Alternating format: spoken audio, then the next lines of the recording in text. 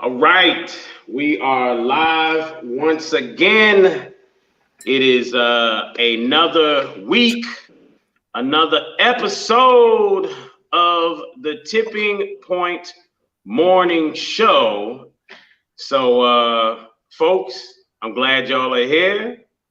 And you know what? It's time to go ahead and get busy. Let's do this. You are listening to The Tipping Point Show with your host, Mr. Just Ask Joe, John Yeah. Right here on WLOU. Stream it live on Facebook and WLOUonline.com. And now, The Tipping Point Show.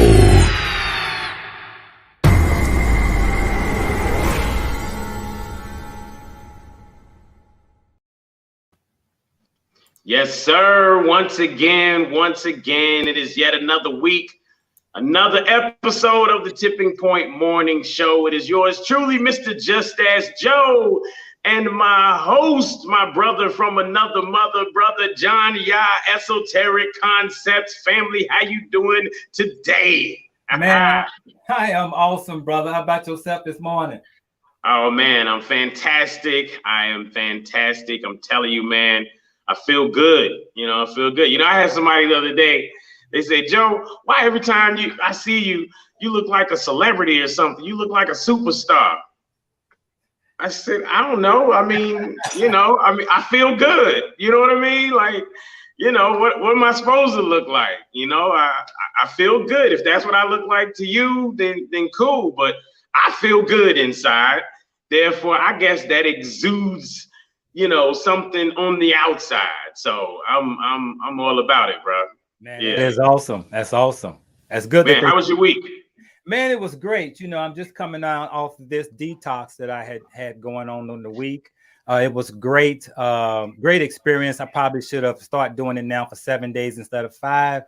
I tell you, man, the coming off the detox is, you got to eat slow and get your body used to eating again. But it is a great feeling, a great way to rejuvenate your body and get some new energy going. And also a great way to eat up bad cells and get bad cells out your body. So, man, it was awesome just doing the juice fast. That's what's up, man. A lot of stuff happened this week, man. You went on a fast and then Will Smith smacked the hell out of somebody, man. So, that's what's up, man. But man, shout out to Dr. No Job. He's already on the job saying, what's up? Love your YouTube channel. Man, we appreciate you, brother. Definitely. Absolutely. So that's what's popping. That's what's going on. But man, I tell you, my week, has been, I did do a couple of days with the fast and whatnot. One of the things that I'm gonna do is I'm actually set the precedence in my home to say, okay, this is what I'm doing. Who wants to rock with me on this? That way, there's support there, or at least there's support with the understanding to leave me the hell alone with other food. Don't mess with me this week. I'm trying to do my thing, but yeah, no, it's interesting, man. I did some spinach in my juice for the first time in a while, and man, got that nice, beautiful green color, that perfect green color with that spinach, man, and that was delicious, man. Did some, spinach, some kale, dropped in some orange, some pineapple and apple. Dropped some, man. I be throwing a lot of stuff in there, and I know, there's some different thoughts with food combining and stuff like that. But personally, I believe that when you juice, it's a difference than when you're eating certain things. But I definitely enjoyed, and it felt great. It felt good. You can feel the mental clarity. I noticed last week you said how it helps your brain, and I'm just thinking, man, hey, that's all about mental clarity right there. That's oxygen, getting in there. Exactly. Yep. Well, shout out Health speaking Daddy Wow. Grand Rising to you too, brother. Shout out the General Ahama Mathis. Grand Rising to you as well. What you saying there, bro? About the fasting, or let's say about the eating, the combination when it comes to juicing, there is a difference. The purpose of eating different, not combining certain foods, is because of the way your enzymes attack the food. In other words, if you're eating like a fruit, you have a different type of enzymes that come out to attack and break down that fruit. Opposed to eating a hard, solid food, you have a different enzymes. If you combine them both, you create a stomach ache, because why? It's really about absorption. But when you juice, you are only pulling out the nutrients in liquid. And so the body functions, and when it digests through liquid, through cellular level, so it can digest it right into the bloodstream, and you have no stomach aches and feeling like, oh, your stomach is fighting against the fruit with the food, you know. And so when you're juicing, there is a difference. However, when you are eating and doing smoothies, your stomach still have to break that down. And then that becomes the problem, which enzymes do the stomach use to break the food down? Got you. So we can kind of mix it together when we juicing. Yeah. But hey, shout out Michael Douglas.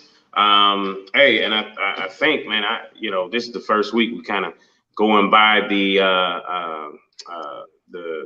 method here, the format. But either or, we're gonna have here in a few minutes. We're going to have the Bitcoin campus coming up to give a crypto rundown real quick, just a 5-minute crypto rundown, and let y'all know about this new money here in a moment. But man, anything going on in the world of business that you got going on this week, man? Oh man, I always got something going on. I seen your new displays, man. They're looking good. Yeah, we still working on a design. That was a pre-design. We're still working on a new design, which will be coming out. And it's dealing with, now that I'm dealing with another company in displays, this is a different ball game for me. But usually I'd have to buy the die and then send the die to a company that actually presses out the product. Then I got to go to another logo company to print the logo on the printout. Here now, and I just do one-stop shop, one place, does it all, and I think I'm loving it. So this is my first time working with this company. Everything goes well with it. Well, they'll get all of my displays and all of my and my other products also. But yes, awesome. Good stuff, man. Good stuff. Well, let's see. I think we got my man's here already. That's right. So, yeah, we got actually brother Michael Douglas representing the bitcoincampus.org. So you want to go ahead and bring him in? Let's rock it. Hey, let's go ahead and bring him in. Once again, folks, we want to introduce you to bitcoincampus.org. This brother right here, man, every time I see him in the Telegram, he all I see is that the doctor is on the job, because he's always bringing people to the table. Brother Michael Douglas from Bitcoin Campus, welcome to the Tipping Point Morning Show, family. How you doing? Man, I'm so excited. I appreciate that warm welcome too. And yeah, Ken's wild, man. He's always like, yeah, the doc's on fire, the doc's on the job, That's my guy. I appreciate that. Absolutely. But you keep adding more and more people, man. So, you're bringing more people to the table, giving them this knowledge, man. What you got for us this week in the world of crypto, NFTs, Bitcoin Campus? What's on your mind? Well, to be honest, what's on my mind is the masterclass. I got a masterclass coming up here Monday. It's called How to Sell My NFT. I see, in this NFT space, we got a lot of artists just jumping in blindly, creating a whole bunch of NFTs. They're not really sure exactly what an NFT really is or the utility that you could put behind it. So I wanted to make sure that I give them the blueprint that my partners and I use over a year ago to launch our NFT with our movement. So that's first and foremost, that's the first thing on my mind. I'm so excited. It's going down Monday at 7:30 p.m. this coming Monday, so April 4th. Tell people real quick what an NFT is, because we're still all out here trying to figure this out, and I ain't figured it out yet. Right. So an NFT, it stands for non-fungible token. And the way I like to explain it is just a piece of data on a blockchain. So a blockchain is a system of computers, PCs that are all communicating with each other, doing transactions, verifying the transactions. So that's the blockchain. And the NFT is just one single piece of data on it. So an NFT could be a URL, JPEG, MP3, MP4, any piece of data that you can put in a format on the internet. That's what an NFT is. So it can be asset. You can have an asset back it and tie it to the NFT, and the real asset, real physical assets, as well as digital assets. I hope that makes sense. So I seen people taking their albums and turning it into their music albums and turning it into an NFT and selling it for like, a bunch of freaking money. Like I still can't get it in my head. I don't understand it. Well, it's because let me see if I can think of these. It's like 9 properties that makes, at least 9. We're probably way more than that, but 9 I can think of. I think off the top of my head. So NFT can be downloadable, right? You can download it. So that means it's yours, right? It can be resellable, so that adds value to it, right? You can resell it, and you can also have royalties attached to it. So that's when you talk about royalties, that's residual income, and that's something they didn't teach us about in school, but that's a whole nother call, right? And then immutable. So when you say something's immutable, that means it can't be changed. Once it's uploaded to the blockchain, it is what it is. There's no change in it. So it's immutable. It's permanent. So that means once it's up, it's up. And what the hell was that? How many was that? There's a few more properties, but I hope this is making sense. This is why NFTs it's starting are so to powerful and so revolutionary. It's all about ownership. Okay. Absolutely. Trying to think. So let me ask you this: when it comes to the Bitcoin campus, how does Bitcoin campus help to get people thinking in the direction of all of this stuff that they don't know about? So Bitcoin campus is first and foremost a resource center where anybody can come be a brand new student, not knowing anything about crypto, or you could be advanced and you can actually come in and host your own calls and classes. So it's really for anybody wanting to learn, any crypto, quote unquote, crypto influencers out there who may be all over the place but need a platform to use. So, we're pretty much for everybody. And our mission is to keep everything simple for the newbies. So we have the Telegram, which is 24/7, which you speak about. We always in the Telegram. You can always answer once you get started. And we give you your own customizable website with the video library. The video library is amazing. All the content is curated right in one place for you. So how like when you go on YouTube and try to find out information and next thing you know, you 15, 20 videos that's all contradicting each other. So you don't have to worry about that when you join Bitcoin campus. It's all curated. We took the best videos and put them all in one place for you. And it's always getting updated as well. And the strategy calls, the coin strategy calls. I know when I first partnered with Ken, one of my first calls, there was a guy on the call. He had just got started. I think it took like $20 or $25 and put it into, the coin that was mentioned on the call. And the next day he woke up with like almost $500 in his account. So this is the type of information that we try to help people attain. Not financial advice. This is all educational purposes only, of course. Absolutely. But we are absolutely. We are helping people. Absolutely, man. Absolutely. So as we wrap up this 5-minute crypto wrap up here, give us one thing that you could leave people with, or 1, 2, 3 things. Let's get it in the last 30 seconds here and let them know. Okay, I think I was losing my signal a little bit, but the one recommend people to just realize a lot of people are tiptoeing safely into their grave, right?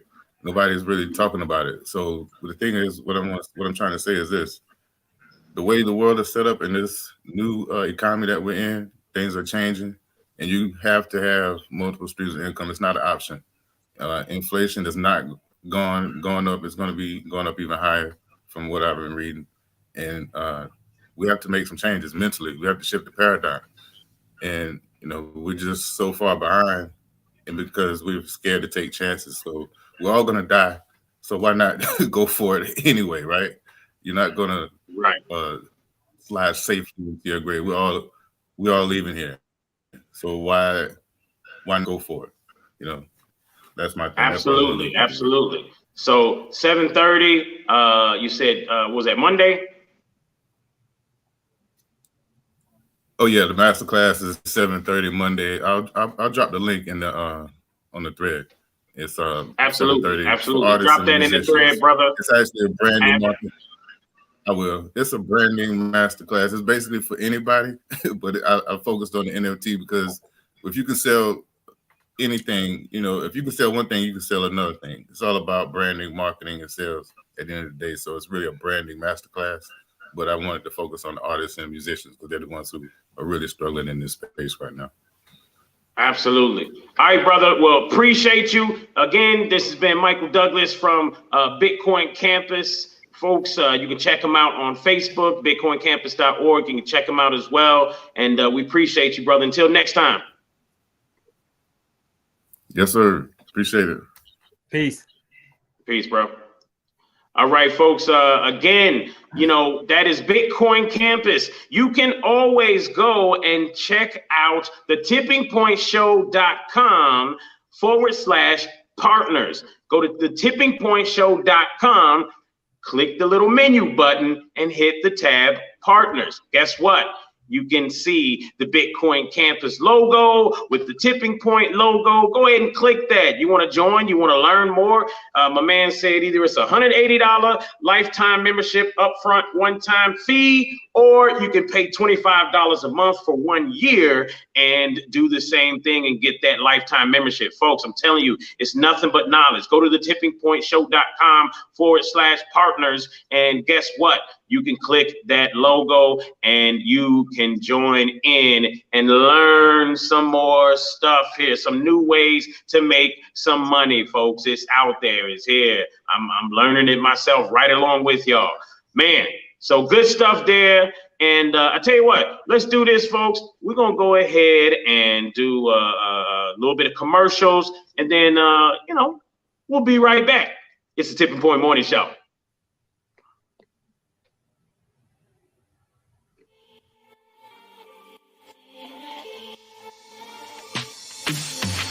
Habibi Trading Company, home of soap, sticks, and Saya Baba products. Over 400 locations at a store near you. Cincinnati, Ohio, Louisville and Lexington, Kentucky, Southern Indiana, or find yours online at sayababa.com. Again, that's sayababa.com. Habibi Trading Company, where you can find fragrances to incite your senses.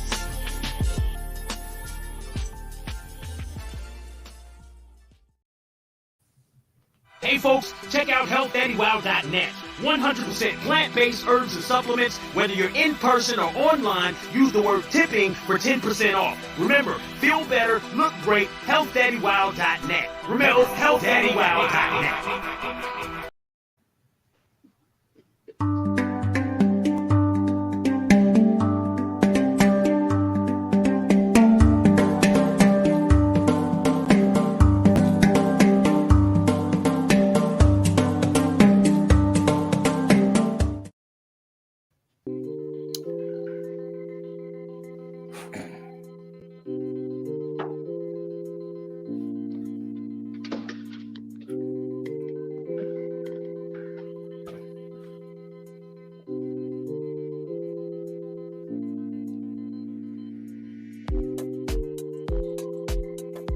All right, folks. All right, we are coming back here again. Let's go. All right, folks. That has been, that was a good first part of the show there. We definitely want to make sure that every week that we give you some new information when it comes to the world of crypto, right? Because that's new money, all right? And the world is shifting. Things are shifting that way. I was sitting at the gas station yesterday, and I rolled my window down as the gas was pumping, and I'm listening because what I'm hearing is a crypto machine on the inside where you can go and you can, you know, exchange your money for Ethereum and all type of different cryptos. So it's interesting. Now this stuff is becoming a common thing. Hey, if you get a chance on Netflix, they do have an awesome crypto documentary. And it's all about the beginnings, the makings of it. There's you know, some crazy stuff that happened in the beginning. No one knows even where the founder and owner or creator of crypto even is. So it's interesting stuff out there. But again, folks, our show this week is all about men's mental health. Do Black men need therapy? Right? So, you know, this was something that came about as you know, John and I were talking, and you know, John put this out there as a thought, and I'm like, man, this is conversation that I've been having just within the last few days. So yeah, let's rock this topic right here. That'll be great. John, when it comes to your thoughts on this particular topic, you know, what immediately comes to mind? You know, let me start by saying this is a very, very needed conversation we need to have. And I want to say that, and for those who are listening, particularly men, and of course there's women in the room too, I want you to understand that when men are talking, when women are not present, we act different. We express differently when there's a woman, when there's no woman present. And so when a woman is present, our chemistry change. Just like that, because of the presence of a woman. So I want to have this conversation with you as though ain't no women are not listening, though we know they are. One of the things me and Carl did on Spotify, we put some stuff together where we were just having that conversation and was recording the conversation as we were talking. And then we took it and chopped it up. And so I noticed that we were very real, very transparent, and very open, because what nobody else listening. And then we chopped it up and put it out there. So I want to have this conversation and I want to be honest about it. I want to talk about what men talk about when women are not around, and definitely want you to engage with us. If we're talking about something that is interest to you, please let us know in the chat. If it's something that we're missing a point, please let us know it's in chat. And what I want to say is that there are different layers to this conversation. And let me explain this, because some men refrain from this conversation because of this two reasons. This post that we put out talks about mental health. Now, mental health discussion is different than mental illness discussion. So don't combine the two. When we're talking about mental health, we're talking about mainly a thought. Let's give you an example. Suicide thought is mental health. That's a mental health issue. Committing or trying to commit suicide is a mental illness issue. So you can have a mental health issue and it can turn into a mental illness issue if you don't get help or get to talk to someone. So I want men to feel comfortable about this conversation, because again, there's going to be different layers to this subject, and there is no one solution for this. And it goes way back, and we got to dig deep. I like to use this word, shadow work. When I noticed I was writing my book, I was doing a lot of shadow work, meaning that I was looking at myself through my subconscious mind of why I continue to do things over and over and over again, right? And so this is another layer that we're going to talk about in men mental health. But listen to this. So what brought this subject up? this subject was brought up because one black man slaps another black man on stage at the Oscar. Now we need to talk about mental health. But wait a minute.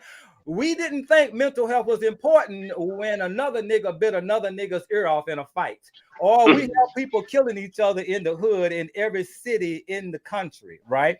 We say there is no black on black crime. And so somebody whispers, yeah, that doesn't exist. I ain't never seen nobody yet. I have not seen a white man yet slap another white man at the Oscar. I have never saw yet another white man bite another man's ear off at the Oscar. So yes, we have some issues we need to discuss, mainly as men, for one thing, and then also as black men. Now, when I say black men, let me point this out.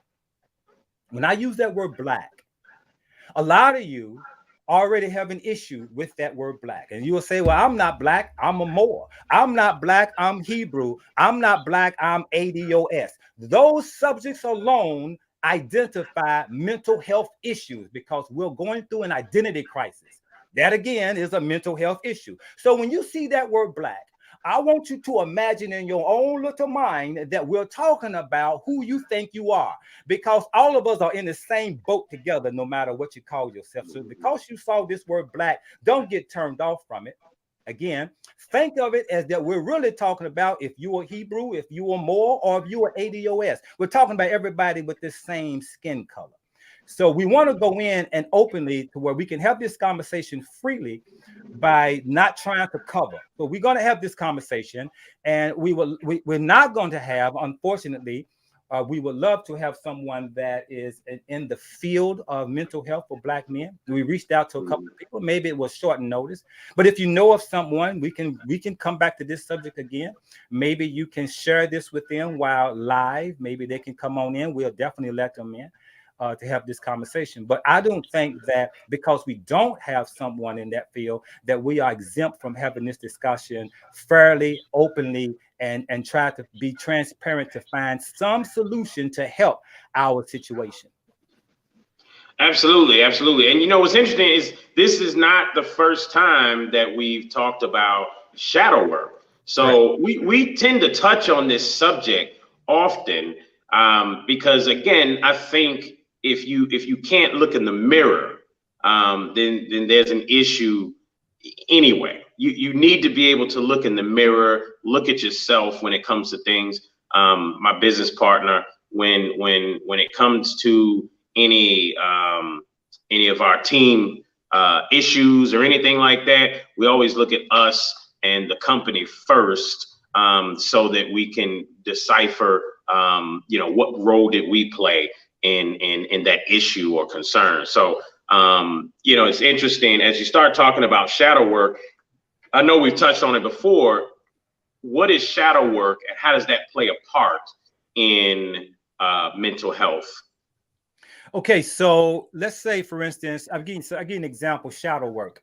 Okay, so there is a default program in everybody's brain. And if you don't know it, it's called the subconscious mind. And that is also called the habit mind, the habitual mind, things that you do habitually over and over again without thinking about it. That is a program that runs continuously in the back of your head. Shadow work is addressing those things to maybe you want to change your behavior. This is why some people do affirmations and listen to recordings of the think different, to feel different, right? If I was to talk about being wealthy and being rich, and somehow you feel a little certain way, you need to do some shadow work on where'd you get that from? Where did that thought come from inside your brain? And if you feel negatively about correct. That, right? Correct, exactly. And so you got to question, where did that come from? That's shadow work. That means you are questioning your feelings of how you feel right now based on something you heard or seen. Okay, that's called shadow work, and being able to clear out, and so that you can change and move forward, because we do have some blockage in our lives that are stopping us from moving forward. Now, men and women. Now, this is the twofold subject here. It's not just men. So we have things that are blocking us from moving forward. So definitely we want to talk about the mental health for men, because we want to talk about some things that men are told when they were little or experienced when they were little that affects them today as grown men?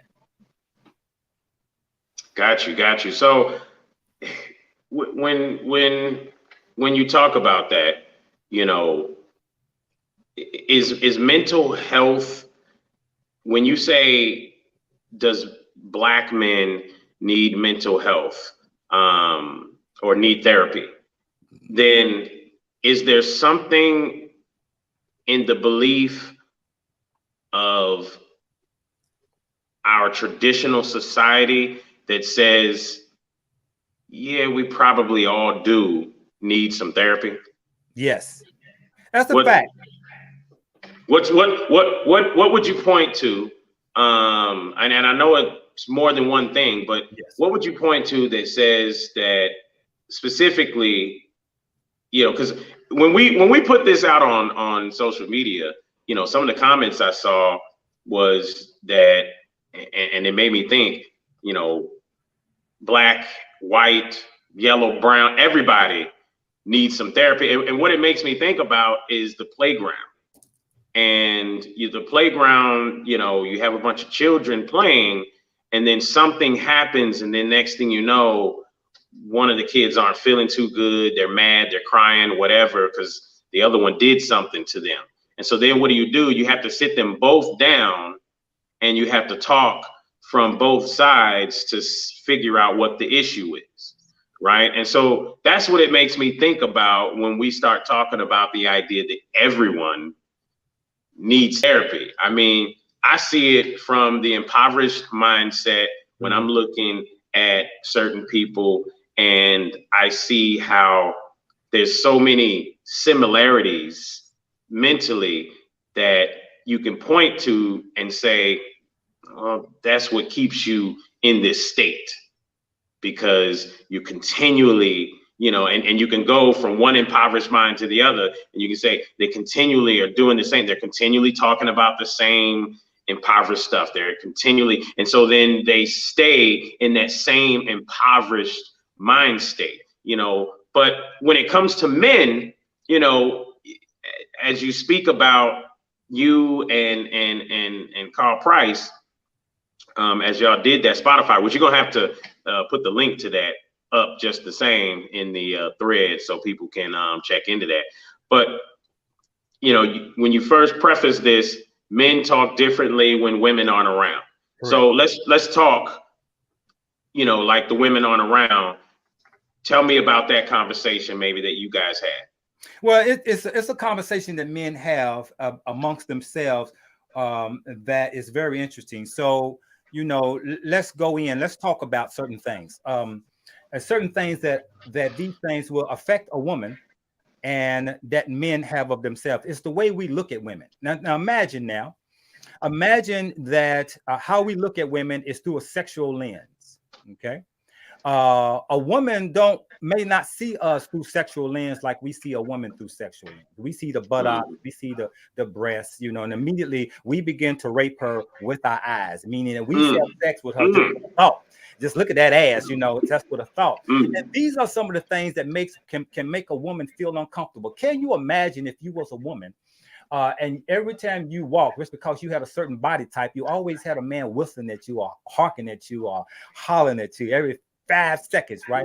Eventually that will become kind of bothering, you know. I see women who are self-conscious, wear loose clothes just to avoid being addressed by men who are thinking from the lower desires to want to rape them with their minds. Even in certain religions, religion teaches women somehow that your beauty you should be ashamed of, because why? There are some men out here that will rape you. So women are told to cover. Instead of addressing the sickness in the man, we put it on the woman and make the woman dress a certain way or behave a certain way, instead of addressing that this issue is a man issue of the way he sees the woman, right? And we got to address, where do we get that from? Where do we get the ideal to see a woman less, or to see a woman only as a sex object, or what some people will call a spun sperm? sponge sperm, right? Just something that helps sex with. You did a thing.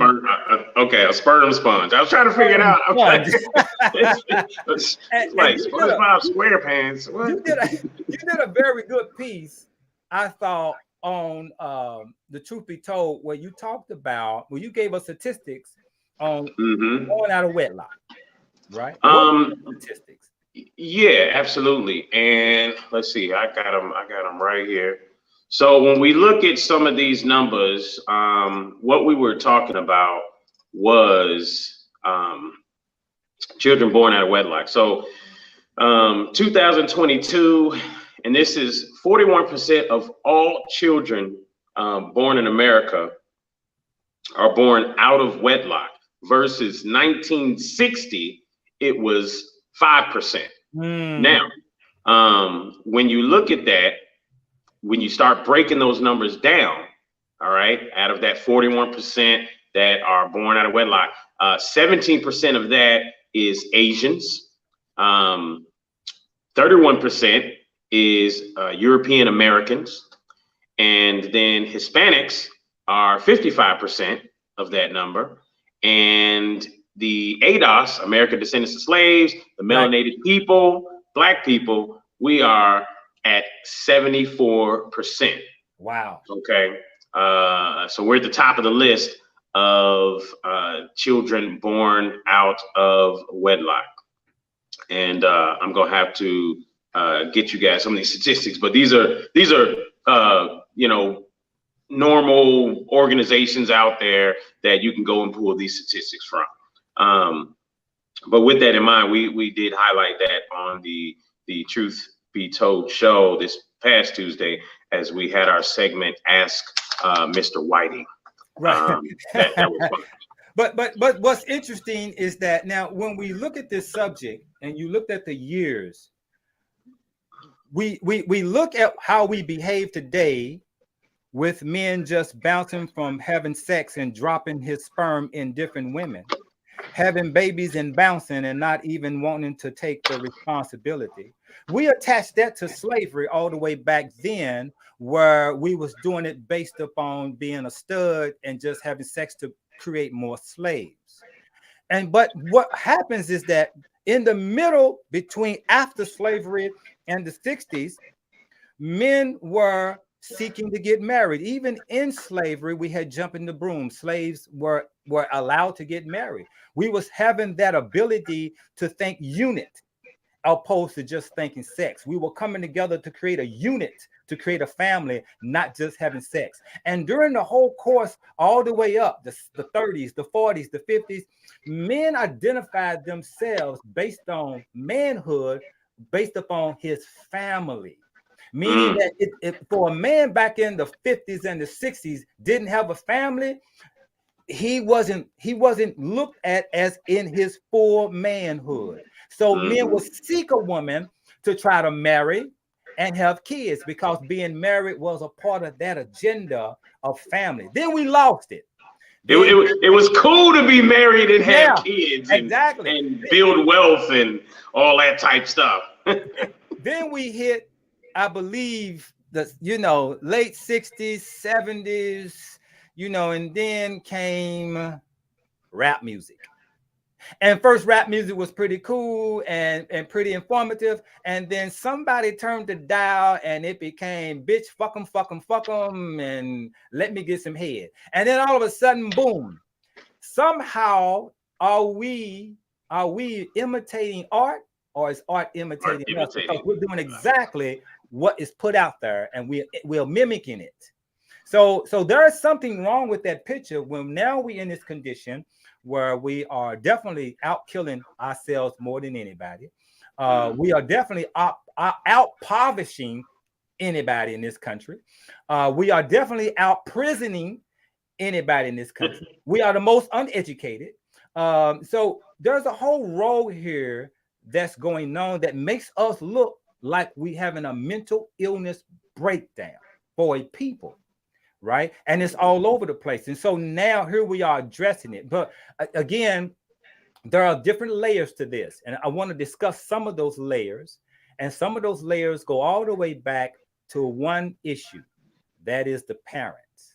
Whether you have one parent or whether you have two parents, you got to understand that these conditions, young boys growing up, whether they grew up without a father, now we got to address what was the mother, who was she, how was she thinking. I can tell you right now, there are men right now today that because of their mother, absent father too, because of their mother, and their mother had many boyfriends, men running in and out the house, he can grow up to dislike women.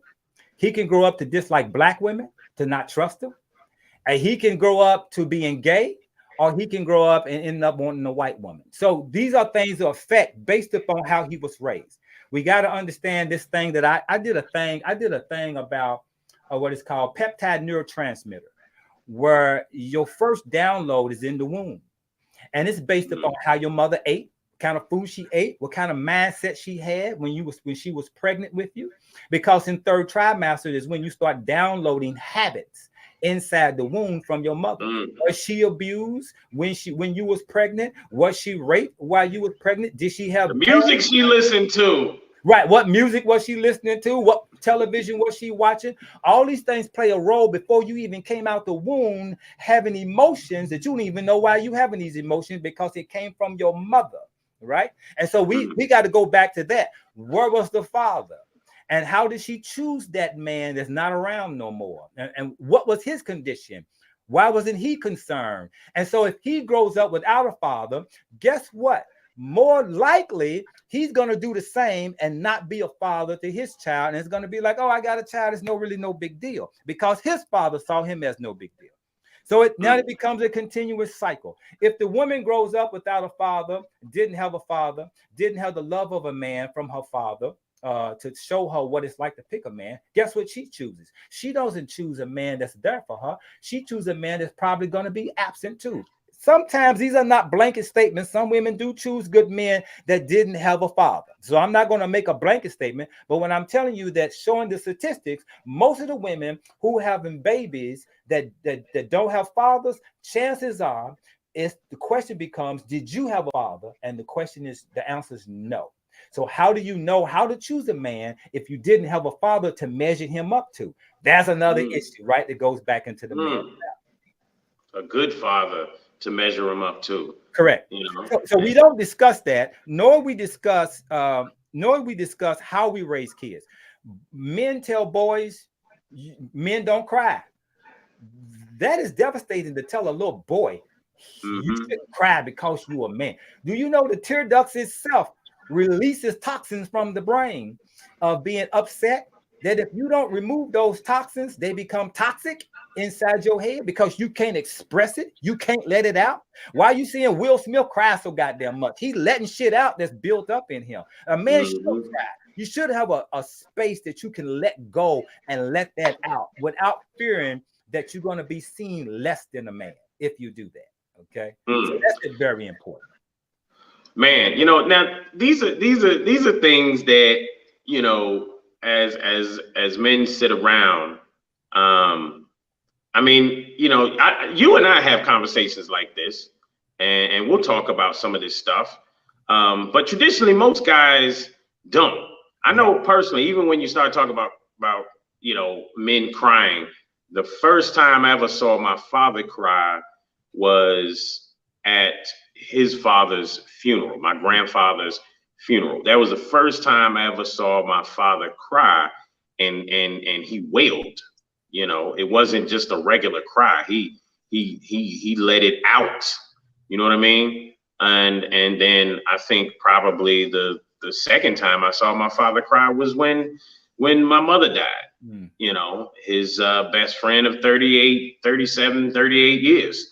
You know, so I know personally, as a with a Jamaican background, you know, I didn't see a lot of crying, you know, and I think, you know, maybe that's cultural. But when it comes to that, you know, being able to cry, I don't think that you're talking about just running around and every time, you know, something happens, just, you know, start throwing tears everywhere. You're talking about the idea that it's okay that if you feel that inside, to cry. So let's dig deeper into this idea of mental health. For men, are women a source of the necessity of therapy for Black men these days? Are women? What'd you say? Are men what? Repeat that. Are women a source of the necessity of therapy these days? When it comes to Black men, when we start digging deeper into mental health and we start looking at triggers and different things that are going on, we just talked about things that happen early on that could be triggers later for a man's mental health. But in this day and age, as a man is grown up and out here in the world, what's triggering men now? Oh man, there's a whole host of things. I can name from television to food to the ideal on what a man is. I give you an example. You can ask many men, you can ask a lot of men, what is manhood? Do you know everybody's going to tell you something different what a man is? Listen to this. And this is, and let me make this plain. For you to go around to express that you're a man, there's an issue there. The fact that you have to open your mouth and say it. Yeah. I'm a man, do this, do that. You have an issue and you don't even know it. You don't have to express it. I don't have to tell nobody. If you don't see I'm a man, that's your goddamn issue. That ain't mine. So I don't have to express it. It ain't nothing to express. It's just something to be. It is like this. Let me give you an example. It is like telling a person,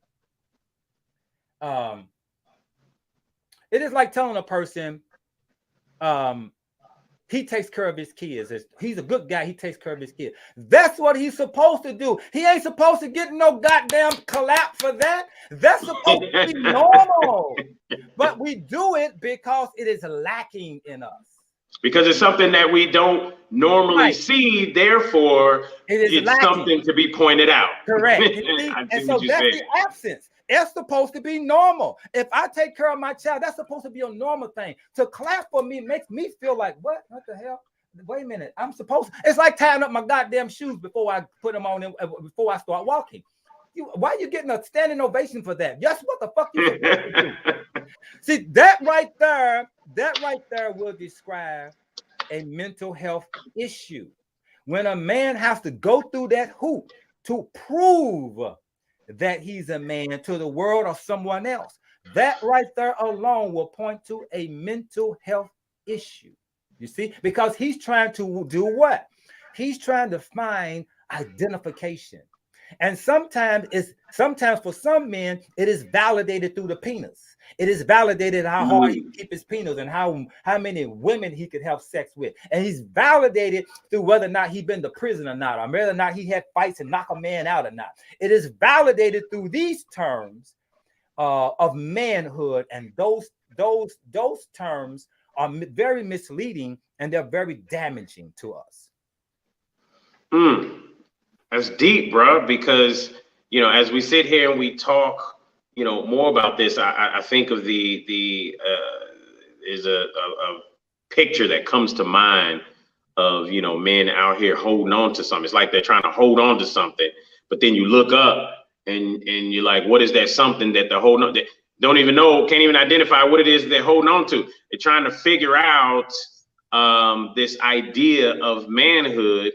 And if they don't have something to look at, a template or something, I mean, in most cases, in anything you do, there's a template. If you want to start a podcast, there's a template of how to do it. If you want to do just about anything, if you want to learn how to drive, you can go find something that you can follow or read about to learn how to drive. Whereas when you start talking about being a man, unless you go seek it, you're not going to find a template if you don't have that to look at, So, and then as society moves forward, so many ill-gotten things become normalized, Exactly. So I'm thinking about hearing conversations of someone talk about someone, a guy having a bunch of kids, and they shake their head.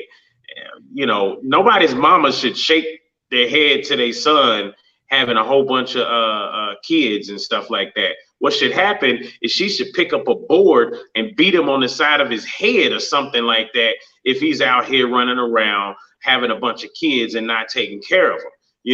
But for a mom to just, I don't know what's wrong with that boy. Yeah, you do. Remember when you was out there, and that's one thing I've seen a lot. I remember some years back, I remember a 40-year-old, 46, this lady she got great grandkids. And, but when she was young, back in the day, she was out there doing the same thing. Grow up, get older, get some sense about yourself. But then you forget all these kids that you had are now doing the same thing and repeating the same cycle.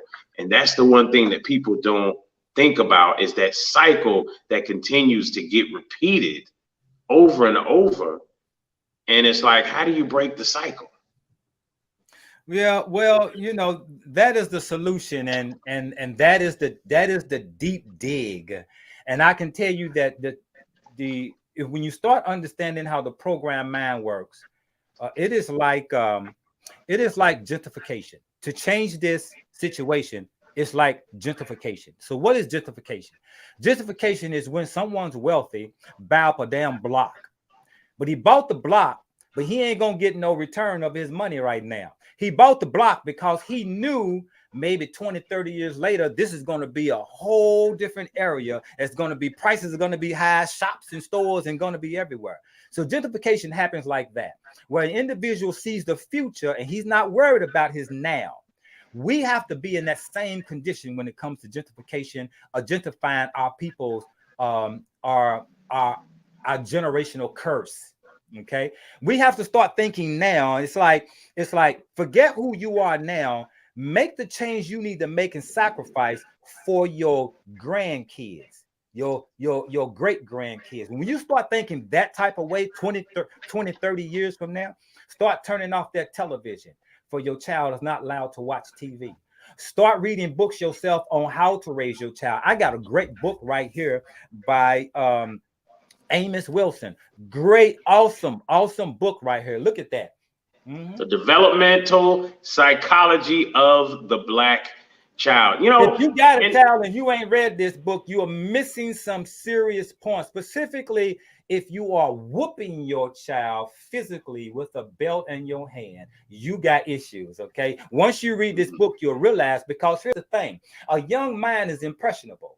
And if you have to whoop a child, you lack the ability to reach an unimpressionable mind. You can shape. So you're lacking something psychology. You're lacking something in you that you can't reach, a little mind that you have to use physical to make them stop doing something or start behaving a certain way. That goes, where did it come from? Where did it start? And so people don't want to read. They just want to pop out and have babies. And we just go around popping these babies out, but no one read. When you go buy a car, do you know when you buy a car, there's some fucking instructions to that motherfucker, how to ride it, what kind of gas you want to put in it, when is the time to change the oil. We will read the instructions on the television set on how to put it together, but we won't read instructions on how to raise a child. We won't read about how to discipline a child, how to talk to a child, how to get a child educated. So if you're not going to turn off that television, if you're not going to read any books, if you're not going to change your diet, oh my God, it's over with. And if you're not going to give up this European religion, if you're not going to give up those three things, there's no change. You're going to continue the same cycle. It goes on and on and on again. Those three things you got to get rid of. Religion plays a role in how you see women, right? Lower than you, less than you, right? Eating food plays a role in you being able to see any goddamn thing, because while your brain is clogged up with a lot of bad food, a lot of bad health. If you ain't having a hard on, this is really one-on-one health for you men. If your ass ain't having a hard on at least 3 to 4 days a week, when you wake up in the morning, you have physical issues, period. Right? You either diabetic or pre-diabetic, or you have high blood pressure, or you're pre-high blood pressure. You are pre-diabetic or pre-hypertension. Right? So these are signs that you're not eating right. So if your penis ain't getting hard down here naturally, guess what? Your brain ain't functioning either. So those three things are extremely important that you have to change in your life if you want generations to change. Because if you continue to do this, then your next generation won't change. You have to do it for the generation after that. Because some of these people today, it's probably a waste. Not to say it's a waste to change them, but it's a waste to start the justification. You have to start with children at very young ages. You can't wait till they get in their fucking 20s. And it's kind of almost too late. At some point, they have to make that change themselves as they find, as they fall in life. Like I had to learn that way. Me being in and out of prison, and one of my theses is writing about my subconscious mind of how did this behavior get in me when I had a great father, and my brother was a retired police officer. My sister was a business owner. My other sister is an educator. And how did I grow up? Because my dad allowed me to watch gangster movies, right? See, we don't talk about what music are you listening to, and then you letting your child listen to that undeveloped mind listening to, watching television. You ain't paying attention to the commercials. Are you letting your child watch YouTube? Oh my God, YouTube is fucking crazy for a kid. So if you're not going to address those things, you are already feeding your child failure before your child become an adult. Then you don't want to address it because you don't want to turn off that goddamn television. So how do we change it if you yourself don't want to make the change right now as an adult? Your kids can't make the change because they don't know any better. You have to make those conditions. The brother on the Bitcoin said something very powerful, that economics is changing. Are you getting with it? Are you learning how money works? For your children, not for you, goddammit, for your kids can learn how money works. Are you having conversations about money at the dinner table? And it's more important, do you have dinner? Do you have dinner where everyone's sitting at the table together eating? People don't do that anymore, man. No, we ain't doing that no more. Yeah. So the conditions is changing. And so now we're saying, now we need mental health. Well, how do we get that? Each and every individual is responsible for themselves. Every man who is listening to this show is probably ones who get it. It's those who are not listening to this show and who are not getting it, who are not going to come to these meetings, who are not going to come to these forums, who are not getting it. Now, there's a whole host of young men out here, they just don't get it. And they're not going to get it until they stumble, maybe inside prison or almost dead from gunshot wounds. And then they said, damn, okay, yeah, I need to turn my life around. Man, we definitely gonna have to do a part 2 of this. Now, Brother Frank Stoner is in the backstage there, and he wants to come on and say a couple things, and we're gonna bring him in. But I want to read this real quick from Ahamara. We need real sex education classes that none of us had. Not the act of sex alone, but the understanding of masculine and feminine energy. We weren't taught this correctly, if at all. Exactly. How we see women, we weren't taught. We only mimic what we saw on television. I give you an example. The way we see women, her assets is her ass and her breasts. And if a man sees a woman that in that way first, he's only attaching her to his penis. Now, how long can that relationship last in quality if he sees her only through his penis, right? How long would it take for him to notice her brain if he only sees her through the head of his penis? And that becomes the issue. Now, and I wanted to say something about that correlation that you made between the penis and the brain when you were talking earlier or just a second ago about having a hard on when you wake up and that being healthy and things of that nature. So people understand the correlation there is oxygen. Correct. Oxygen. So, they both require oxygen in order to function properly. It's oxygen in the bloodstream that helps raise that muscle up in order to do what it does when you're hard, to get hard or what have you. It's oxygen to the brain And that's where good eating comes into play. Quality eating comes into play, because if you're eating bad, eating terrible, you get coagulated blood, which means your blood is thicker, which means oxygen can't flow as much throughout the body. So when you're eating quality foods, you cleanse the bloodstream, and oxygen is able to flow throughout the body from top to bottom. So again, that correlation is awesome there. Brother Frank Stoner, Mr. Health Daddy, wow, how are you doing today? Welcome to the Tipping Point Morning Show. I'm doing great, brothers. How you all doing?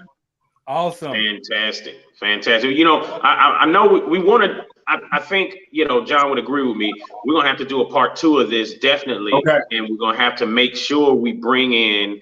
We'll make sure that we have a licensed therapist, psychologist here as well, because one thing that they can kind of showcase is what therapy actually looks like, because I think a lot of guys are kind of scared of the idea of therapy. They won't admit it, but the reality is that they're scared to actually sit down and talk to someone. They think it's stupid.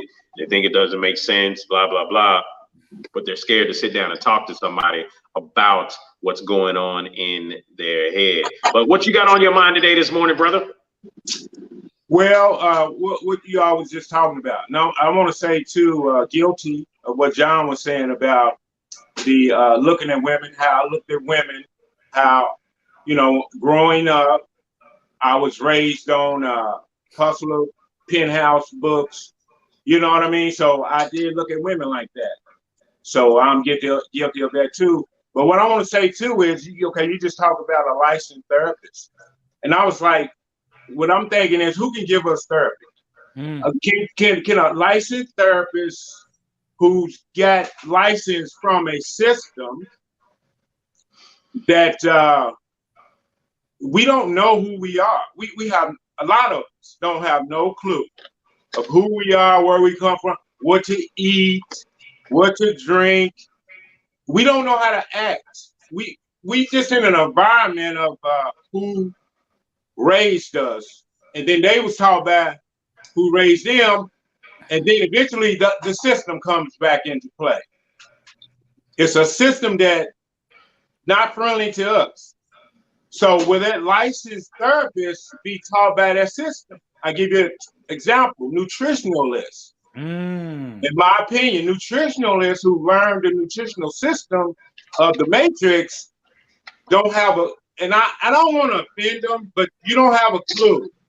If you learn that system, you don't have a clue of how to take care of yourself, for one, and then to give other people advice on health. And it shows, because look at us, man. You know, look at us. We are sick people. And you want to start at mental, and then you want to go all the way down to the feet, because the whole body's sick. And real quick, what makes it so bad is we don't know. We know, and y'all mentioned that, we normalize sickness. I've done videos on this. We think that it's okay to take a high blood pressure pill and walk around here and do everything you've been doing all your life to get a high blood pressure in the first place. So what you're taught is to take a pill and keep living your damn life until your kidneys fail and you're up on a dialysis machine. Now, when I say this, people get mad at the messenger, but I'm only saying what I see. You know, so to not keep this too long, and I want to, you know, kind of be in on number 2 too, if I can. Who can actually give us therapy?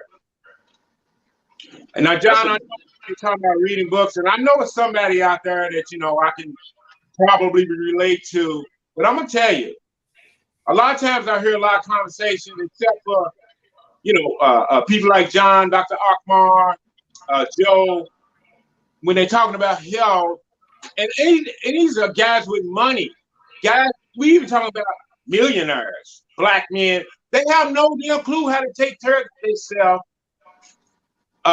as far as on a physical level, as far as what it takes to be healthy throughout life.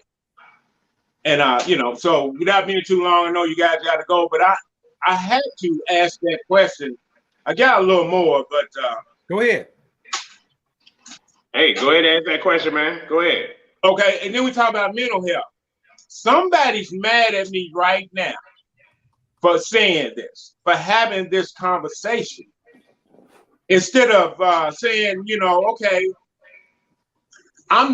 it is not okay for your blood sugar to be off the charts every day of your life, and I take a pill or a shot to keep that in order. But I just keep doing the same old bullshit that the system say I can do. I get people to come to me who haven't gotten their blood sugar down in 10 years, but they only needed me because I was the last place they could go. They was desperate. They couldn't work without it.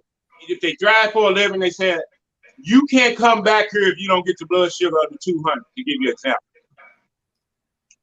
They had nowhere else to go, brothers. So they end up with me. And to make a long story short, in one weekend, I showed them how to get their blood sugar down under 200 so they can pass their physical and go back to work.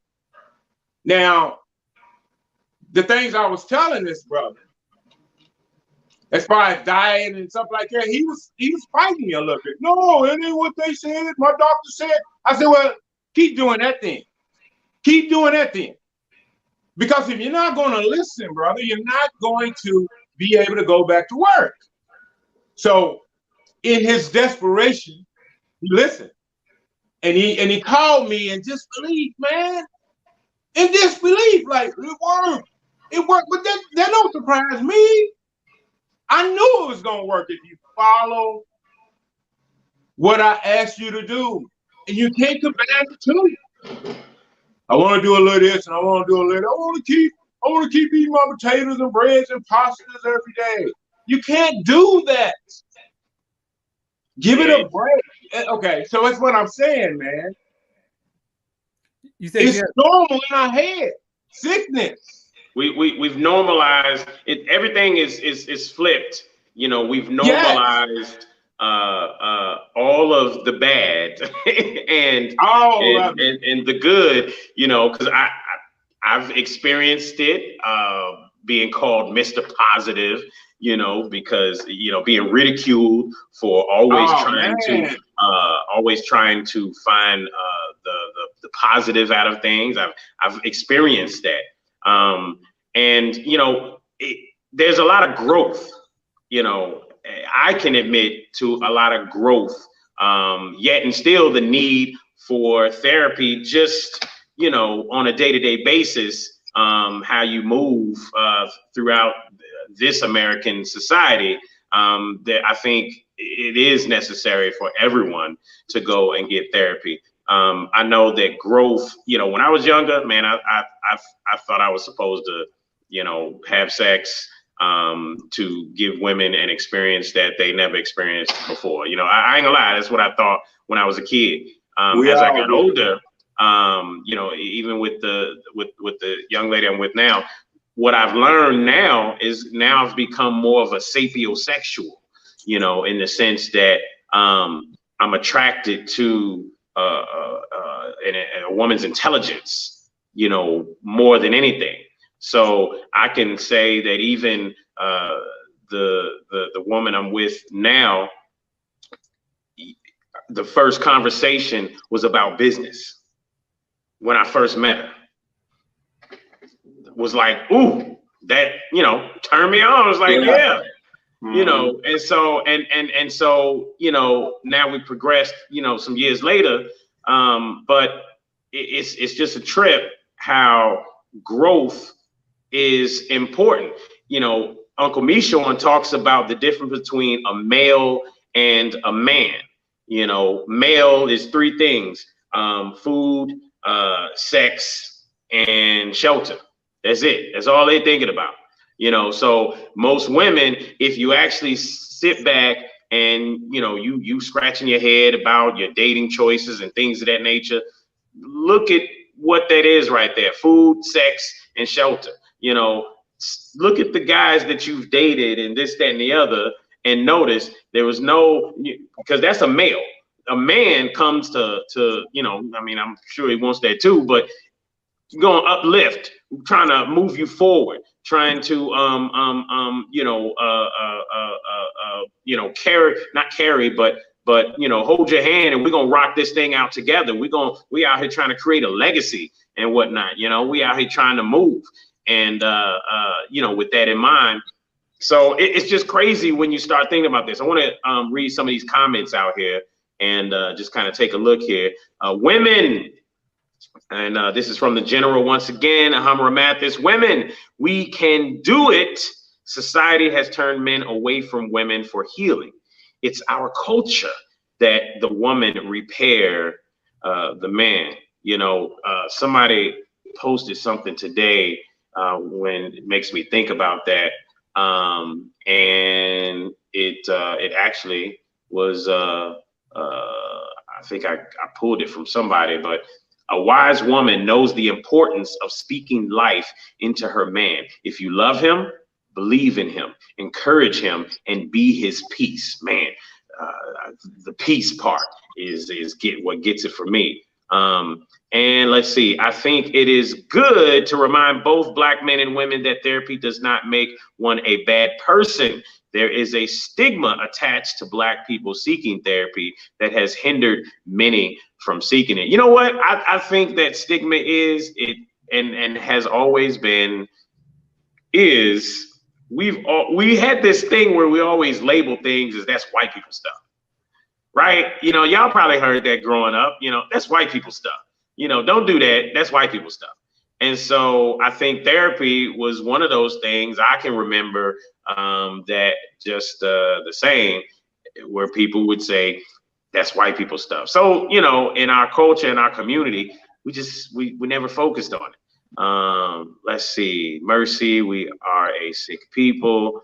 Hey, Vicky, I was owning up to my truth in growing up as a young man who, I thought that high school was a fashion show. I mean, that's what I went for. Yeah.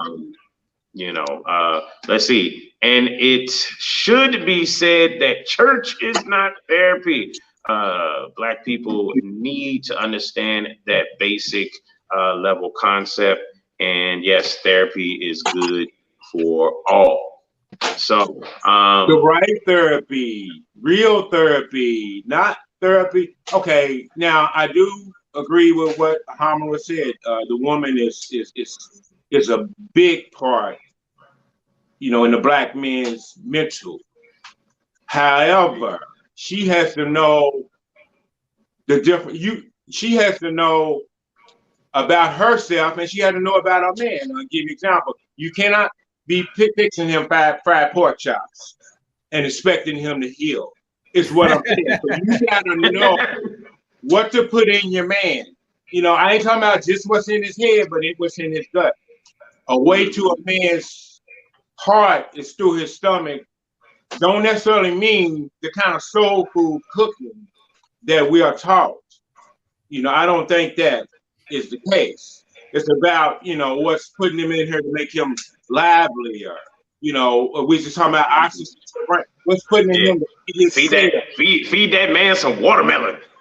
Yes, but she got better know results. That in order to give him therapy, you got to know that.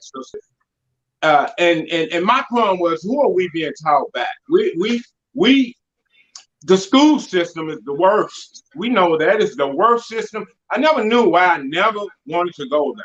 I never knew why. American public school system. I cut school at a very young age.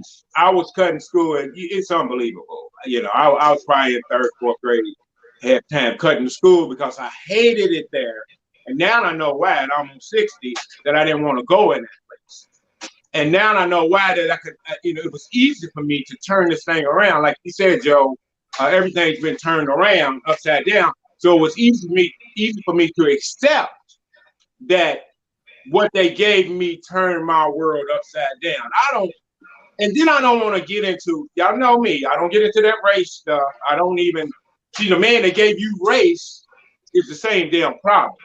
But what I'm saying is, just like I don't want them schools teaching my children, you can't teach me therapy. Does that make sense? You can't teach me therapy. You're not me. And half of it is to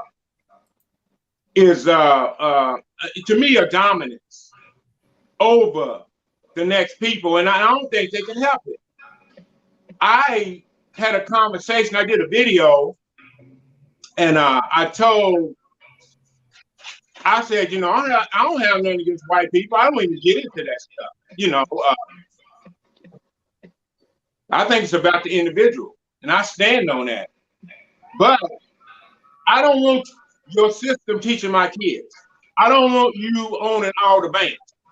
I don't want you printing the damn money. You printing the money. Think about that. We don't even think about it. You print the damn money. So you print 5 billion for the country and print 1 billion for yourself. That's a advantage if you're going to use a monetary system. So what I'm saying is, the only way we're going to beat this thing, in my opinion, you got to get away from the system. You got to leave the system, black people. John talks about this all the time. Religion, health, school, knowledge, all of it's got to go. And you got to be comfortable leaving it. You got to know that you're doing the right thing. When you leave it, it's not going to work.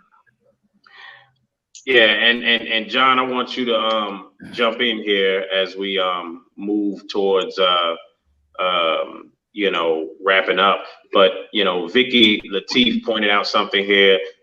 She talks about Dr. Joy. I think it's DeGruy. I don't know how to properly enunciate her last name, but this is the sister that speaks. She's got a big topic on PTSS, post-traumatic slave syndrome. And she definitely speaks on this very subject. So yes, I believe all of us have definitely looked at her, and she, you know, that would be somebody, that'd be dope to get her on the show and have some conversation with her about this topic. But, you know, we're definitely going to have to bring a therapist to the table just the same. And I got a few in mind. I think John has a few in mind as well. And we're working on that, folks. We'll work on getting them on for part 2. But John, go ahead, man. I know you got some things on your mind, man. I see how you jot down as we're talking, man. I can always tell when John's mind is percolating there. Go ahead, brother. You know, there's a couple of issues we need to kind of touch on. When we talk about manhood, you gave a spiel about male and man, and of course, everyone has this definition of what this means. And really, be honest with you, that goes back into the mental health issue of how you describe what is a man. Men, listen, there's enough pressure on everyone in this society right now today. It's enough pressure just trying to pay bills. It's enough pressure on everyone just to try to pay bills and stay on your feet. Men have an image that's attached to their manhood. So let me point it out. What a lot of parents, women, do not know is that when a boy goes to a certain age, mainly puberty, during his puberty, he begins to see if he has a father in his life and everything is proper. He'll begin to see the opposite sex as his challenge. When I say challenge, I mean that's something he's got to have. Every boy, if he grows up as a boy, has this yearn to have a girl. Now we were like this. If you was growing up in the neighborhood and we were all boys in the neighborhood, you notice how we would be playing ball. Maybe if we were 6, 7 years old, we'd be on the street playing ball. Okay, now there's 5 of us. Okay, 4 of us get bikes because our parents bought us bikes. The 5th one don't get a bike. Well, guess what? He can't ride with us. So you get a little older. Now you're into girls. Well, 3 got girlfriends or 2 don't. But guess what? These 3 got other stuff to do with their girls, and the other 2 don't. Now, some of the boys, just like the boys who didn't have a bike, you think he didn't feel bad? He don't have a bike? Sure he did, right? Because he can't go riding with his fellas, right? Same thing with him and not have a girl, and all his friends got girls, but he ain't got a girl. So that's pressure. Imagine being on the bus stop. You standing on the bus stop, and you waiting on the bus, and you see a pretty girl, you don't feel sort of confident in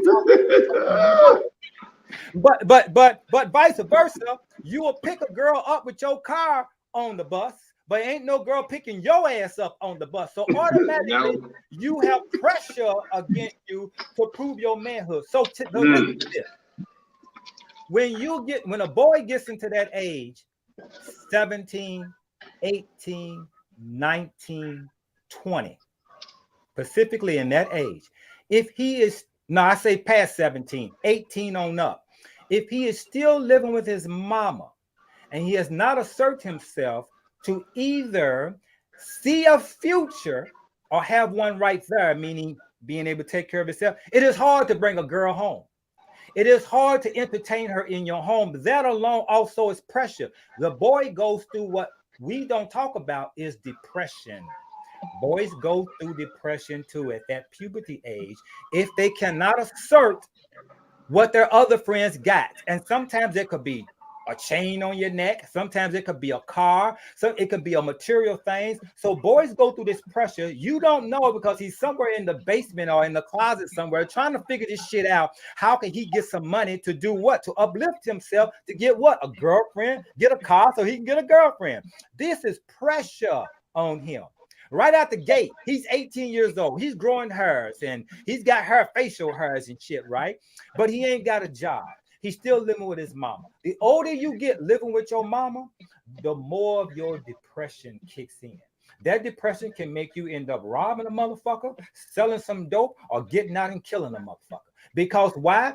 That pressure that you're trying to assert in your unidentified understanding of what a man is. You see? And so this is why I said there's different levels. Some men go to the army and go to the service and they discover their manhood and assume as though everybody's got to do that. But some men got to go through that because they were lacking it from a boy and understanding this is just something that you grow into, right? With men around. This is why they call it rites of passage, where men come and be involved with the boys and raise them, teach them. This is what you will call how boys become men. Women can't take us through rites of passage to grow us into men. We fucking got to figure it out on our own if there ain't no man around. So what are we talking about when we're talking mental therapy? Now, there are different levels of therapy. There is no mental therapy on being a man. I don't give a fuck where he at, right? There's mental therapy on issues. Well, you ain't got to call it mental therapy. Guess what? If I need financial help, I go to somebody. That's therapy. Teaching me how to manage my money is therapy. Teaching me how to not smoke every fucking day and get off the alcohol is a therapy. So to understand that you can have someone that you can talk to, maybe someone you look up to. I tell everyone you should have 2 people in your life. Only 2. Fuck the 3 and 4. You should have 2 people. You should have one that inspires you. Fucking inspires you. You know what? If you got somebody that inspires you, do you know how you feel when you get ready to meet them and see them? You straighten up a little bit. I'm going to see so-and-so. You feel a little better because you get ready to meet somebody that inspires you, right? That right there alone is therapy for you. Secondly, you should be around people that only you inspire. So there's 2 people you should look for: those who inspire you and those who you inspire. So can you imagine you get ready to come in front of someone that you inspire, that look up to you? Guess what you do? You straighten up and you want to present yourself before that person that you are going to inspire. That alone is also therapy for you. So you should keep 2 people in your circle. This is why they say you can tell a person by the few friends that he has, right? Because if you're running with somebody that does not inspire you, if you're running with somebody that you do not and you cannot inspire, you're wasting your time. So those are forms of therapy, which is really simple method and opposed to going and knock on someone's door and sitting on someone's lap. And that's two different types of therapy you can go to, psychologist and a psychiatrist. I hope y'all ain't sitting on nobody's lap as grown people these days, but one is going to teach you, one is going to give you medicine. He's going to write you a prescription. The other one is going to set you on the couch and let you talk so much to whatever's bothering you ain't bothering you no more. Okay. So that's two different types of psychologists and a psychiatrist, right? But people can have therapy by taking the opportunity and looking at yourself, knowing what your lack is, knowing what your problem is inside yourself. Everyone fucking knows their problem. Everyone should be able to look at themselves and know, I know I got a problem. Look in the mirror and say, I got issues to deal with. And deal with that, whether you're dealing with it by telling the world you got the problem, or you going and knock on somebody's door and find somebody you can talk to about that problem so that you can find some type of solution. If you have a girl problem, find an older guy that you can talk to about your girl, or how to handle it. If you have a problem not having a good job, find somebody with a better job so they can help you get a job. There's so many different ways. We're talking about how to have your finances right, which is another pressure on men. I tell this to all the time. I tell this to men all the time, specifically young men. If your ass don't have financial stability, keep your dick in your pants. You ain't gotta swing your dick around to some shit the way you can't take care of it. Put your dick up. Don't pull your dick out until you can establish financially yourself, because ain't nothing like a grown-ass man living with a woman. Soon as she gets you getting the fuck out. And that right there is a strike against your manhood. You should be able to stand on your own feet and be able to assert yourself. So I'm going to leave you with this. There are 3 characteristics that identify a man inside, or what is innate inside of a woman, meaning that this is what a woman's looking for, to identify the 3 characters. These 3 characters, there is no 4 or 5. Let me tell you what these characters are. Number 1 character is be able to survive. That's the number 1 character. If your ass can't survive, what good are you to anybody, especially a woman? Can't survive your goddamn self. Number 2, you must be able to provide. The number 2, you must be a person that's able to provide. But guess what? If you can't survive, you can't provide. And if you can't provide, what good are you to anyone if you can't provide? You ain't no good, only to yourself. Even a species of birds and animals understand that they will not mate with a partner that cannot show some type of stability, right? Lions do it. All animals do it. They'll wait till the male lion beat up all the lions on the hill before she gives him some sex, right? So what is she saying? I want the best one on the block. Number 3 is most important, is guidance. A man must have guidance. Whether your ass is seeking it through someone else, you must have some form of understanding on where your ass going in the future, where you want to be, and how you see yourself in the future. That's a guidance. So those 3 subjects identify yourself as a man, from a boy to what a man is, and it's not based in your penis. And last, can I say something real quick? I want to his one quick question there, and Frank, then you can go ahead. But one question is he saying those circumstances are the majority? I guess when you were talking earlier a little bit ago, John, about the 3 characteristics. No, before that, as you were speaking, someone posted that comment, says, are you saying those circumstances is the majority? So they'll, if you're still watching there, then go ahead and clarify that question there with kind of give us an idea of what you're talking about. But go ahead. And let me clear this, that again, nothing is absolute. There is no absolute solution to this. We're only talking layers. There's layers to this shit here, right? Layers on top of layers to this shit here. And so we're only taking pieces of it. And each piece that we're taking is not a full solution to the total problem. Okay? Absolutely. Absolutely. Yeah, go ahead, Frank.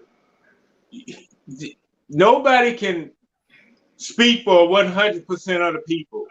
folks. We're not trying to speak for 100% of the people. That's impossible. First off, but I want to go back to what John was saying. Listen, if you have diabetes, if you have high blood pressure, please start listening to someone who don't have diabetes, who don't have high blood pressure. So if you've been rolling with this for 5, 10 years, you don't, in my opinion, you don't need to listen to people that keep you in that state. In my opinion, you are supposed to reverse yourself and rid yourself of these diseases, not keep them. So I just want to say that. Listen to someone who don't have those issues. I'm not trying to teach you how to keep those issues, because the longer you keep them, the worse off it gets. And we were talking about Deion Sanders, me and you, Joe, about a month ago, where Deion had to have 2 toes cut off because he flirted with this, I think, diabetes for all this long time. And you see the end result. The end result is not to keep that and maintain it, is to get rid of it. And if you don't think you can get rid of it or reverse it, then you need to start talking to other people. That's all I'm saying. Absolutely. And so, to Frank's point, and I was kind of going to make the same point coming off of John's point. You go to people that it makes me think again, the impoverished mindset. You're gonna go around the corner, go talk to your homeboys, this, that, and the other. Y'all all in the same predicament, and y'all gonna have the same conversation about this same dumb predicament, right? As opposed to looking for people who are excuse me, above or outside of your predicament, not dealing with that. Maybe they've come out of that situation. So again, seek knowledge from people, and that's people who are, seek knowledge from people who have grown up out of that situation or scenario. And that's, to John's point, just the same. So again, folks, we are definitely going to do a part 2 of this, because there's some more conversation when it comes to this as well. And this is just good stuff when we start talking about this. One of the main issues we kind of avoided here, we definitely need to touch, is the male ego. Whoa, did I say ego? Yeah. Male ego, right? The male ego is very interesting amongst us as men. When men are around men, when men are together in a group, just men around, do you know the ego rises up? The egoic mind wants to assert itself in all the other men that I'm the man, I'm the better man. You got alpha males, and and then you got the alpha males wanting to assert themselves, right? So the male ego is what you saw Will Smith do. That's the male ego. Male ego will make you slap another man. Male ego, because he don't want to be belittled or put down. That's male ego. So a lot of women who say, yeah, he's protecting the woman, now his fucking ego can get him killed in that shit. Because that's an ego, right? Words ain't nothing but words. It has nothing to do with wanting to put your hands on someone, right? That's egoic, to make a man want to put his hands on another man based on words. That's ego. So we have an ego problem that we also don't want to address. That's an illness for us. And how we look at each other. Look in the hood. How men, we hear this, men mean mug each other. I watch this shit and then watch the white man come into the store and he ain't mean mugging him, but you a mean mug another person that looks like you. That's a problem, right? And I mean, that mean look like, God damn, I just walked in the motherfucking store. Why the fuck are you mad at me? Because we got that ego, because we ain't got nothing else. And it's interesting, the same point is made why the poorest people fuck the most. What I'm saying is, why the poorest people have the most children? Because they ain't got nothing else to do, or they don't feel that they belong. And so we're trying to find our place in the world, right? To feel important. And a lot of men who don't have that importance, they'll find that importance in the street. They'll join the gang. I know a lot of brothers who are dope dealers. And guess what? They made some successful money, but they couldn't stop selling dope. You know why they couldn't stop selling dope? Because of their ego. They felt important, that somebody needed to come to them for the drugs or for the weed or whatever the case may be. Ego. The ego, a brother can make some money in dope game and stay in dope game. It's because of his ego, right? He loves what he's a part of. Ego plays a role with the car we drive. Big car, shiny car, we can pick up the women. All these are ego problems. These are egoic. And this is what leads to men. What you say to me, better not step on my foot. What you do, that's ego. And this is why black people are killing each other over and over and over. And we continue because the black male right now, unchecked, is having an ego problem. Right now, they're having ego problems with looking at each other. What corner? I heard niggas say, "This is my block." Nigga, you don't own that block. The white man. That's ego shit. How do you gonna claim a motherfucking block, nigga? But right. That's ego. And so we don't address that with black men about how the ego is. We have this ego of wanting to size each other up with another man. Like, I gotta be better than him. I gotta be one up. And that's a problem that we have amongst each other. And third, black men need to create an industry for those black men.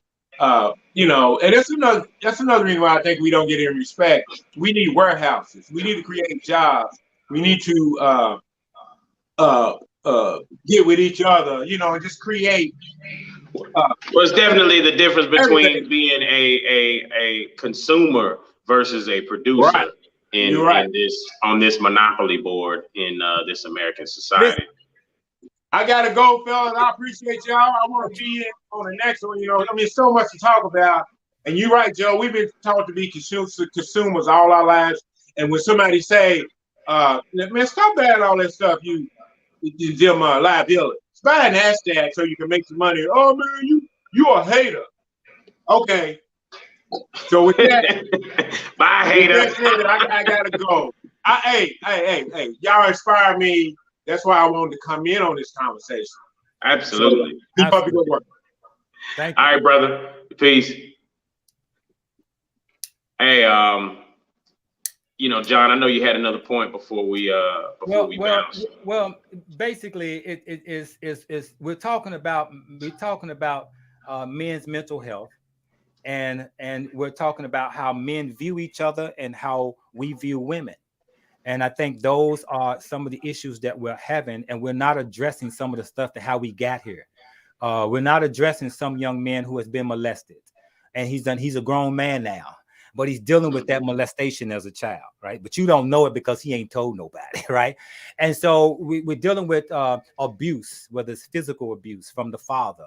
Like Will Smith once mentioned about his dad, seeing his dad beat his mama. That becomes a mental illness, a mental issue with a young man coming up, being able or seeing that. So those kind of things play a role with when we're talking about the health of men or the mental health of men and why we go through the things we go through. And so, addressing that is where is the key. It's being able to address it, talk about it, get it off our chest, and just put it out there. Just put it out there for people to talk about, and we can identify some of our issues. And I think that's important. That's exactly, that's what we try to do here. Is we try to bring up topics that people aren't talking about and bring them to light, because it's important that they're heard, so that people can look and say, hey, so that we can normalize some of this stuff, right? So that we can normalize the idea of having a conversation about men's mental health and therapy and things of that nature. And when you were talking earlier, man, it's awesome what you were saying about having people that if you got girl problems, you got somebody older than you to look up to and have a conversation about, and that's pretty cool, because I know you in general are one of my confidants as well. And it's interesting because, you know, you don't really think about that as the idea of therapy per se, but, you know, you walk away enlightened and feeling better and having learned something, then ultimately you just had therapy. So, you know, it's a beautiful thing. So it's You know, good stuff. Vicky mentioned something that's very important about balance. About balance, it's very important. And there is a balance, and there is a tipping scale on both sides. Balance is very important. This is why the feminine and masculine energy is extremely important to come together. Where you got too much testosterone and too much estrogen, you got to have a balance. If you're seeking, I always say, you know, like she mentioned, the balance of who you go to seek help. If you having marital problems, you don't go to somebody that's not married. You don't go to somebody that's got marital problems. You want to go to somebody that has a healthy marriage, so you can say, hey man, how y'all do it, right? So that's a balance. You see, in two people that have a balance, and you got to understand that. If I was having financial problem, I wouldn't go to a broke person. I would go to a person that looks like they've been handling some money for quite some time. So, you know, you got to understand the balance, and she's right. You got to understand the balance. And the problem is with us talking about this issue is because we are off balance. Even I'm addressing issues that dealing with me and my shadow work, in my writing of my shadow work that I'm still discovering, that I try to advise everyone to go into their subconscious default mind and find out those issues that are extremely important, like your feelings, where your feelings come from. How can you attach that feelings to what it is you're doing right now? That's called shadow work. So that's very important for everyone to do, even women. Your feelings of what you think of a man, you should do some shadow work, where that shit come from, because we're all not the same. So when we start making statements and say, oh, I hate men ain't no good, that's a blanket statement. You should do some shadow work. When someone says all women are hoes, no, that's a blanket statement. No, you need to do some shadow work and find out where did that motherfucking statement come from. So we got to understand the balance of this in order to move forward and have a healthy relationship, because we first have to have a healthy relationship with ourselves before we can have a healthy relationship with someone else. Absolutely. And I want to read this last comment as we go ahead and wrap up. I talk to a lot of Black men in my profession, and we have these same discussions, but nobody talks about how to solve the problem. You know, I would say that shadow work would be one of the first biggest things that you can do in helping to solve the problem, looking at yourself, right? And then in having those discussions with other people and asking the question, how do we solve this problem?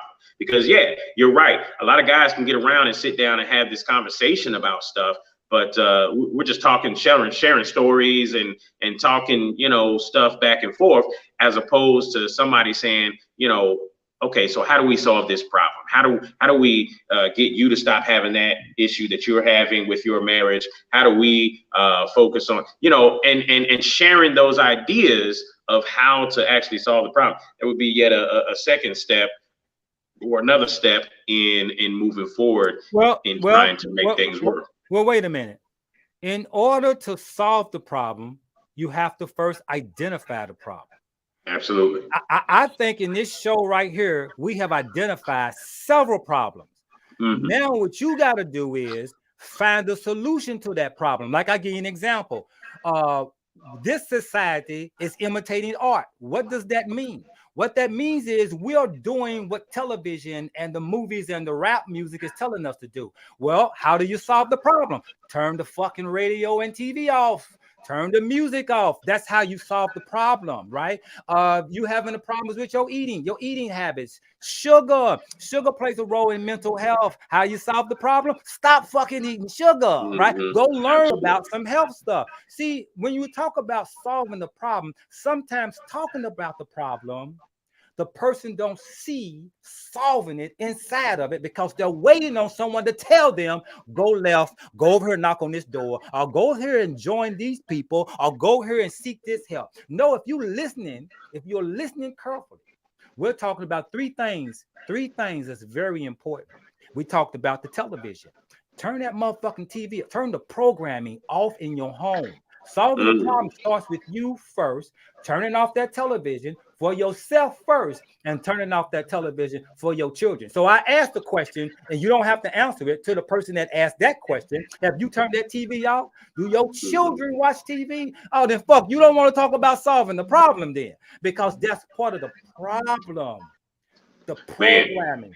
Secondly, your food habits. I can talk to you about food all the time about right food to eat. If you got high blood pressure, you'd rather have a pill than to learn about a diet to change your diet.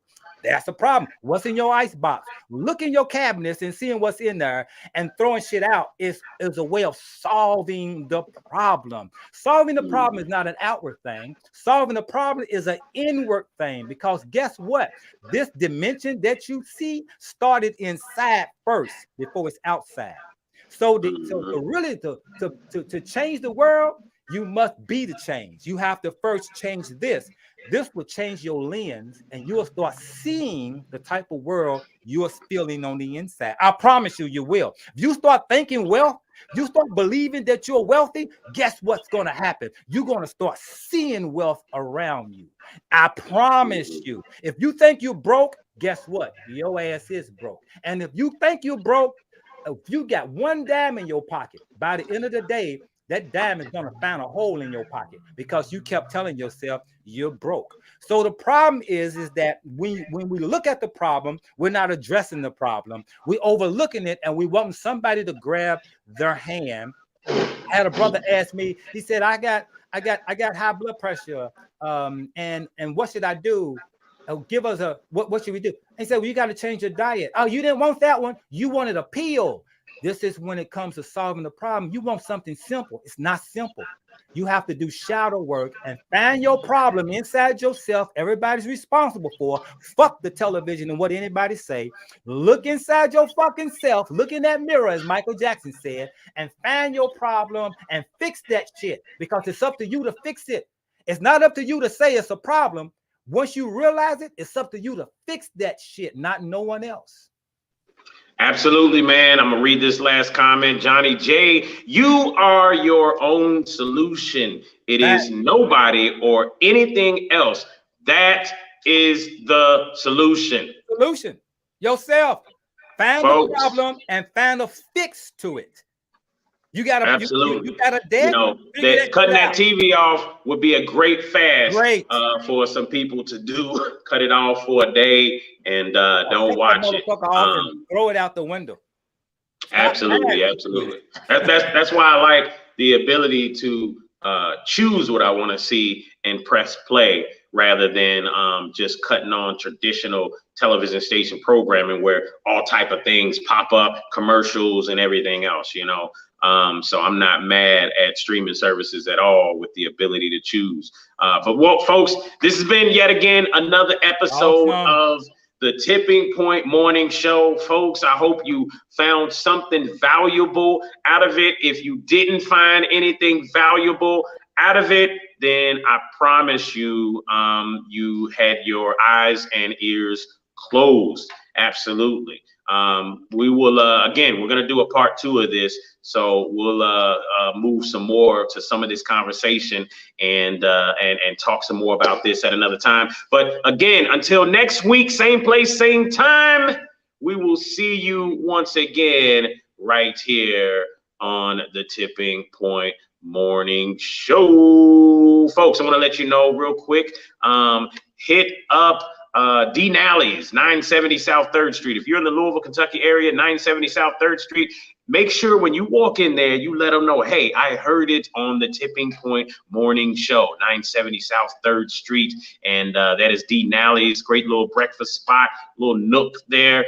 Get some good little eats. You can find some vegetarian digs as well. All type of good options there, folks. Again, 970 South 3rd Street. And again, we also want to let you know, Incredible Custom.com. That's INKREDIBLE custom.com. .com. Folks, make sure that you are checking them out for all of your promotional needs. That's incrediblecustom.com. And hey, we'll see you guys next week. You are listening to The Tipping Point Show with your host, Mr. Just Ask Joe, John Yeah. Right here on WLOU. Stream it live on Facebook and WLOUonline.com. And now, The Tipping Point Show.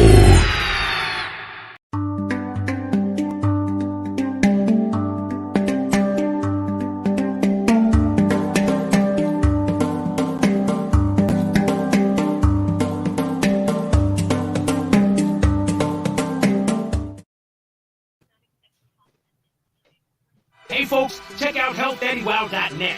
100% plant-based herbs and supplements. Whether you're in person or online, use the word tipping for 10% off. Remember, feel better, look great, healthdaddywow.net. Remember, healthdaddywow.net.